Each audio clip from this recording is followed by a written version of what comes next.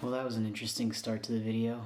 I have been meaning to make this video all fall and winter, and I haven't made a video since last August. And the reason behind that is because my full-time job was really draining me, but I was really stuck needing to work hard because of certain circumstances in my life. So with this video, I'm hoping to reconnect to my intentions of really being a filmmaker, and more so just being in touch with creating. I feel like that's the most important.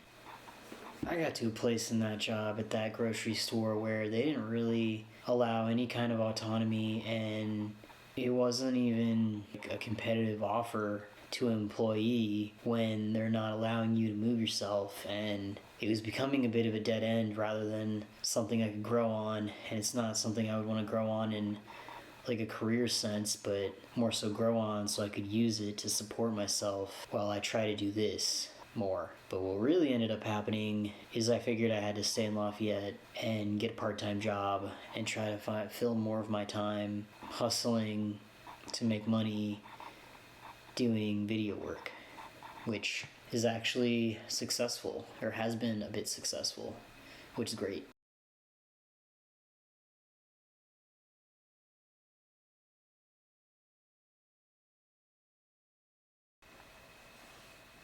Okay, so I'm gonna try to summarize and explain my problems with Whole Foods the best I can, and I hope it makes sense. If there's one thing that I can say about my experience at Whole Foods, it's that I always felt like I was on edge. I never really totally felt like my job was stable or guaranteed, and that's a really difficult way to live at a job. And to be honest with you, I almost felt like that was truly by design, and it was infuriating to think that that was intended, because who wants to go to a job and feel that way? What made me feel unstable at Whole Foods is that almost every facet of my personality from like the first day was picked apart. Two biggest things: I didn't smile enough, and I wasn't talkative enough. In fact, I had to sit down with my store manager at the end of the first day to talk to him about my attitude, which was really me just being quiet while I tried to learn the job, understand all the rules, ask questions, and be detail-oriented. I didn't really feel like making small talk because I had so many other things on my mind. But my two other team leads expected me to act like I had known them my whole life, when in reality it had only been 2 hours of me working with them. And so I ended up having to explain that I was introverted, and that, along with the little to no smiling, was always a footnote. I mean, I always felt that my performance shouldn't hinge on that. I'm not saying that customer service and interactions with customers is not important, but it's also not that deep. So, like for example, when I went to King Soopers earlier in the summer, I had to wait for at least 2 minutes for the guy to show up. When he did, he barely looked at me, but he listened to what I said, he got me what I needed, and that was kind of it. the difference with the guy at the King Soopers is that it wasn't this huge social exchange. He got me what he needed, he did his job, even if it wasn't the most exciting thing. And I kind of feel like what's important is that you're able to be relaxed, you're able to be yourself, and you're able to respond how you normally would within the context of a job. But it doesn't need to be anything over the top. And it kind of felt like they were constantly asking me to perform or put on a sort of a show.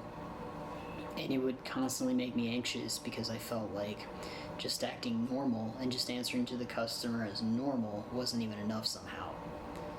And along with that, the manager of Whole Foods, one day he came behind the counter to help, and he answered in the same monotone way that I did. He only looked at the customer a few times. He asked them what they needed. That was kind of it. And yet, he told me I needed to work on my customer service when the customer service he gave was basically identical to mine. Are you here for the art of conversation, or are you here because you need 85% ground beef?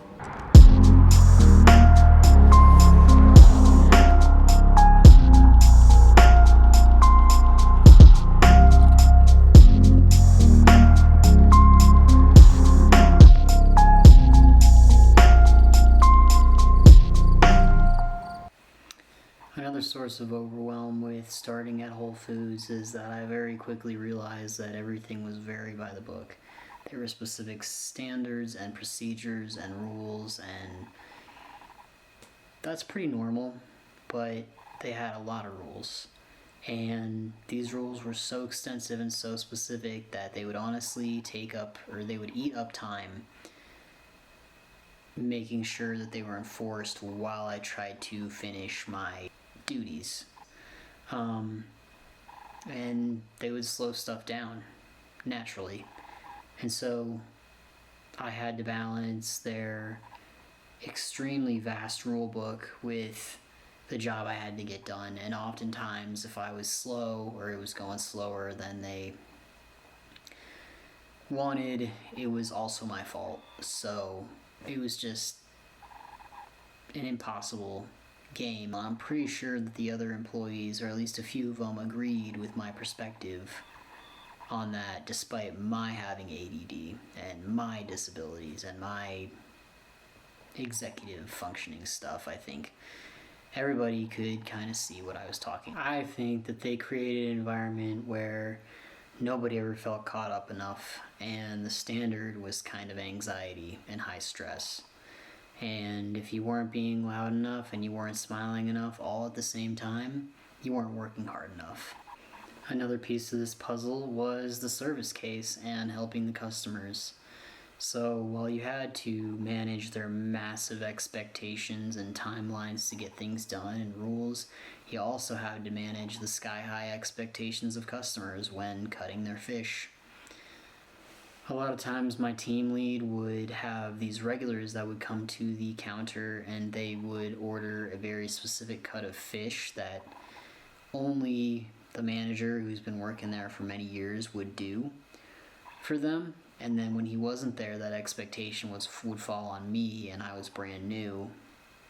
And it's just the creation of the expectation at all is the problem. So therefore the customer would get irritated with me. I would fall behind because I'm trying to meet this specific, and I'm not able to give my attention to all the customers that have shown up. It was always my goal to give an equal amount of attention and care to each person so they feel paid attention to and taken care of, because they would emphasize that.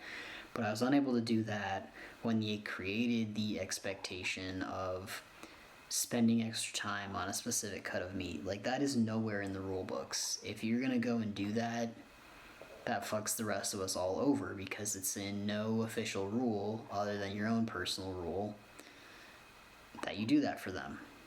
And so, again, all that falls on me, and all the scorn from the customers falls on me because of that. And it was just a very fun merry-go-round of expectations and reactions from everybody.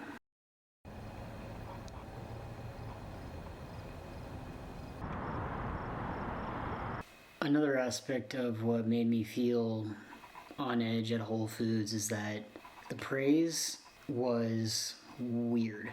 Like, any praise given was not after any kind of success. It was more like damage control every time something negative happened, and a bit more performative than anything. Like, I would go into these meetings with my TL after I had gotten overwhelmed or messed something up or didn't understand something, and the same script would be repeated over and over and over again, and I was always reassured that something would change. And I kind of figured, like, well, I'm gonna be the change. I'm gonna be in the improvement. That's the only improvement that there's gonna be. Like, the rules they have are gonna stay the same. But it's like, if they're not gonna meet me where I'm at, and I'm constantly chasing their expectations and their rules that are unrealistically high, then that's just not gonna work. Like, it takes two, and it always will. And I don't really care what companies say. That's just how it is. Like, they gotta meet their employees where they're at.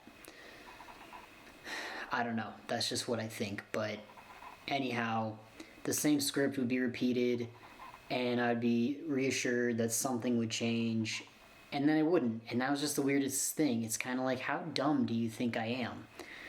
So I'd get this praise, and the team leader would say, I'm solid, I'm closing solidly, I'm getting everything done. There might be a few things I miss here and there, but it's mostly solid.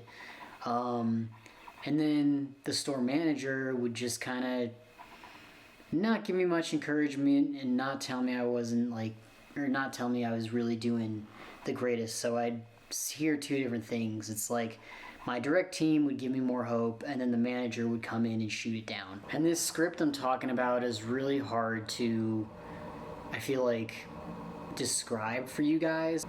If it's the same script and nothing really changes on the inside or deeper, then what was the point of us sitting down and talking? Like, the only point was so that you could put it on paper, and then it would protect you later to say we had this conversation and then be able to fire me without actually being able to, or look into all the details and all the nuances of what we actually discussed. That's the only reason it was like that.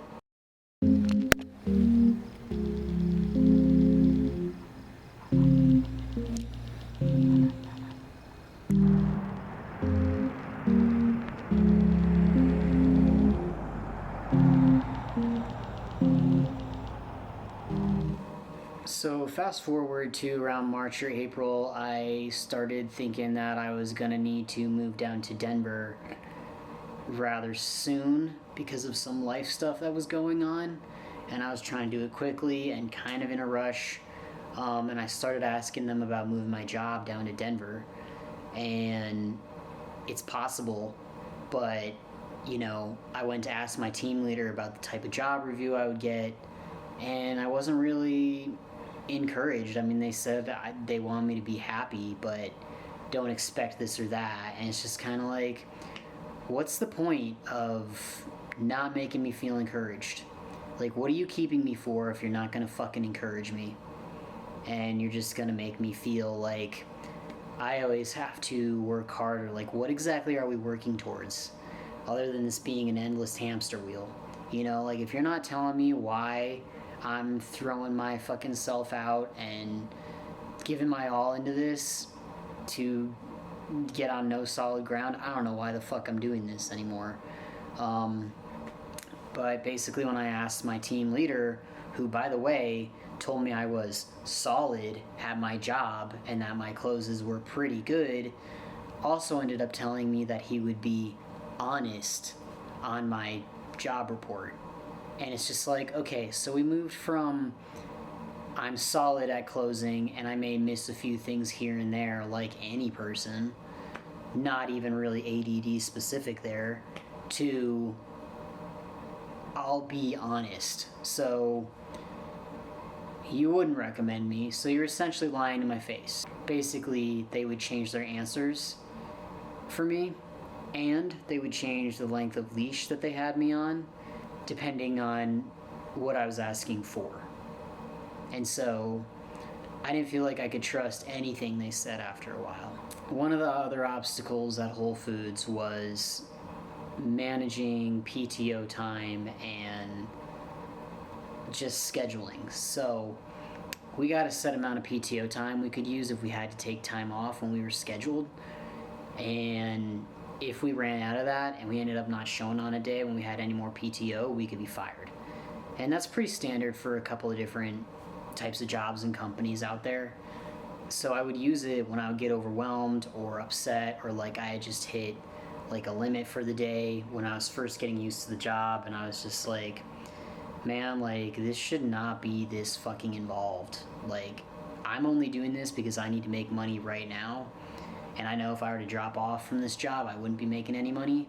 But I don't know, like, who the fuck wants to be this involved and have a job this much up in their business for an everyday thing? Like, fuck this shit. But anyhow, I ended up having to use PTO time, and around spring, April-ish, I ended up having schedules change for a class that was mandatory that I had to take. And through the fall and winter, the team lead would always text me about scheduling and just, you know, say, like, just let me know over text if you need to change this and that. And that's how it was, and none of it was really on paper. He would just be like, you know, just communicate, like I'm always available. And then surprise, surprise, he was not that available, and he didn't want me to bother him on his days off.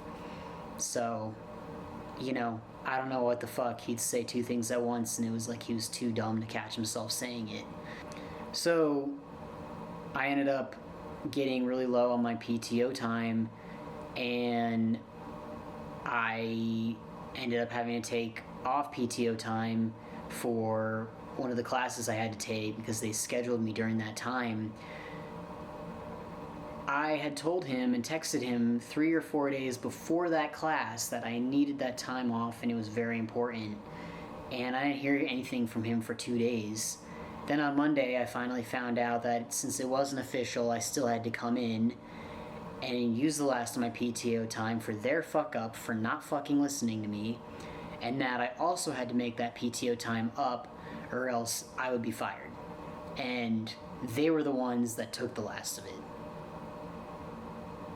So that was also the last straw. I mean, once I lost that PTO time and that ability to make it up, and everything just kind of kept stacking up on me, I was just like, man, you guys are really okay if I sink, aren't you? But yet at the same time, you somehow need me to stay because turnovers at the job are really just hard. Like, I don't know which is it. Like, are turnovers more scary for you when people start leaving?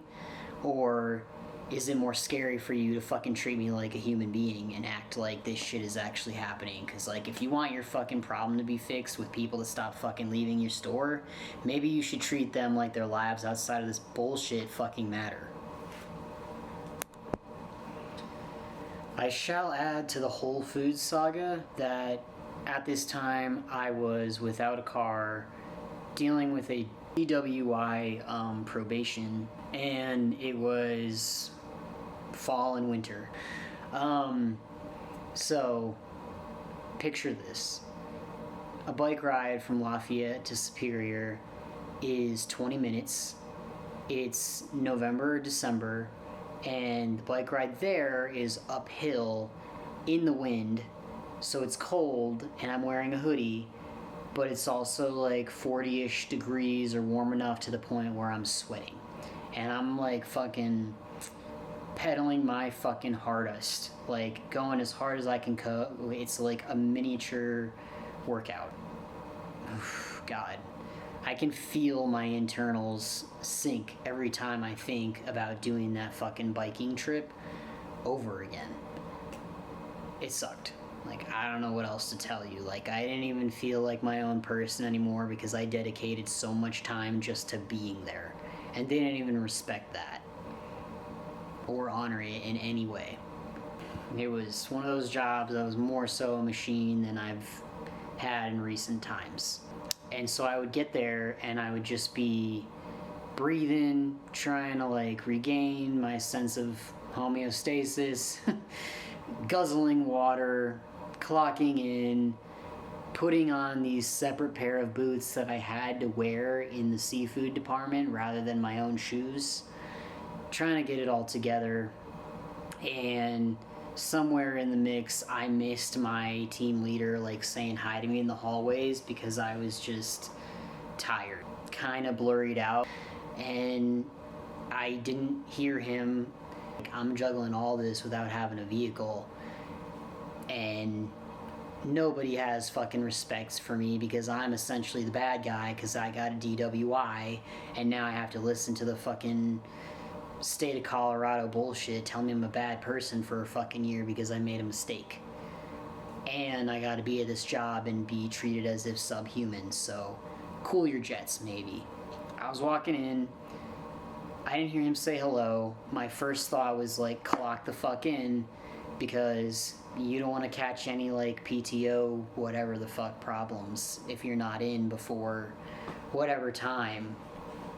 And later on in the department, he's like, I said hi to you and you just walked past me, like you didn't even fucking hear me. And it's like, are you even aware of what I just did? Like, how many times do I have to tell you, like, I bike here for 40 minutes and then I also bike home in the freezing cold for 40 minutes every damn day? Like, I'm sorry I missed you. Like, you tried doing that and you tried being exhausted afterwards. Like, you act like none of that even fucking happened, and it's like I'm going crazy.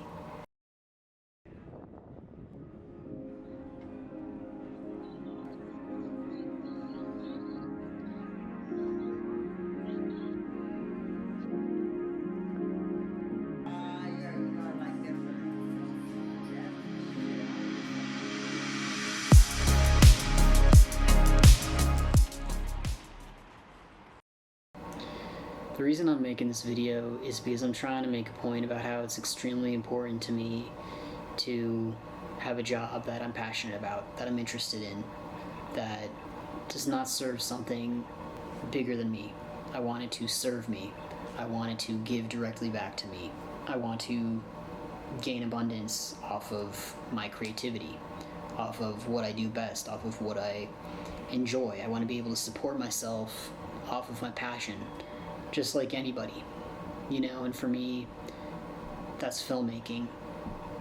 I don't want to be dead-ended to showing up to a 9-to-5 at a grocery store and relying on the food service industry to keep myself afloat for the rest of my life. That would suck. So throughout all these jobs, I've learned to create boundaries. I've narrowed down what I do and don't want, and it's just a continual process until I can be a completely free agent without needing to rely on any corporation.